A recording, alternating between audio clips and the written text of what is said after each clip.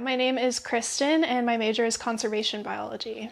I'm Victoria Kingsmore, and I'm an English major. This was not my original major. I was originally a public relations major. I just want to work in conservation in some way. I don't exactly know what career I want to go into yet, but just making an impact in the field of conservation in some way. I want to teach. I want to be a professor. And I also just want to be a scholar. I want to be someone that publishes a lot of work and, has some notoriety, I guess, for, being a scholar, because I think it is, I think being able to look at literature and analyze the themes of literature is a way that we can analyze ourselves in a lot of ways. I think without biology as a whole, society would be a lot less advanced than it is now, especially with things like agriculture, aquaculture, like farming, all of those kind of things that really have allowed us to advance society. Without biology, without people that were really passionate about biology, those things would not be as advanced as they are now. And then obviously things like medicine and disease research, both chemistry and biology have contributed to that, but definitely, without biology majors and just people that are really passionate about the field, those things would not be as advanced as they are now. So, no, society would not do well without humanities in general, but I think specifically what I'm doing, because I think the English degree, there's a lot of things that I get to do, I just think humanities are devalued in our society in general because it's not something so breaking edge as science or math. Not only am I reading books, but I'm also understanding history. I'm also engaging in philosophy. I'm also engaging in psychology. There are a lot of things that I get to explore with my degree.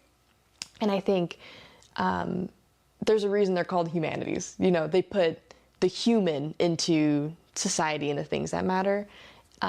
And I think without the English degree, without being able to look at the history of art and literature and apply it to today and apply those ideas to today, it would all fall apart.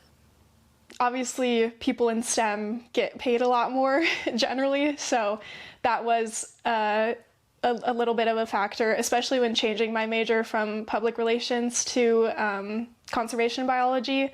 Part of that was wanting to have a more stable career in the future.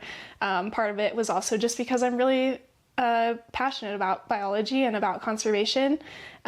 This would definitely be I would definitely still choose to be in this degree, despite the money aspect, just because it's something I'm really passionate about. To be frank, if money was a factor, I would not be in this major. It's it's really would you rather, have a job you don't like, but have a lot of money to do other things that you want to do, or have a job you really love, but not have a lot of money to do anything else. And I think for me, I would rather spend my life doing something that I love and do something that I really want to do. There's not a whole lot of jobs within humanities that can advance society as much as I think jobs in STEM can. I think that careers in STEM are a little bit more stable. I think it's a lot easier to have a career in STEM that will last longer than humanities majors. I think like I said, it's really hard to find a job in humanities, and I think most of what you can do within humanities is teaching other people. So many people, many of my colleagues, aren't in teaching. They don't want to teach. They want to be writers, whether that be creative writers or they want to be technical writers, or they want to apply the skills that they gain from the English major and go into editing or go into any other kind of creative field. If anything, I think the people who want to teach are a minority. Really. You can have all of these ideas, but if you have no way to get it out there, if no one understands what you're saying, then what's the point? So I think humanities majors are generally really passionate about what they do, compared to like the general STEM major. I think a lot of people go into STEM because of the money and because of like maybe the notoriety or like the bragging rights that they get for being a STEM major, because it is a really hard field.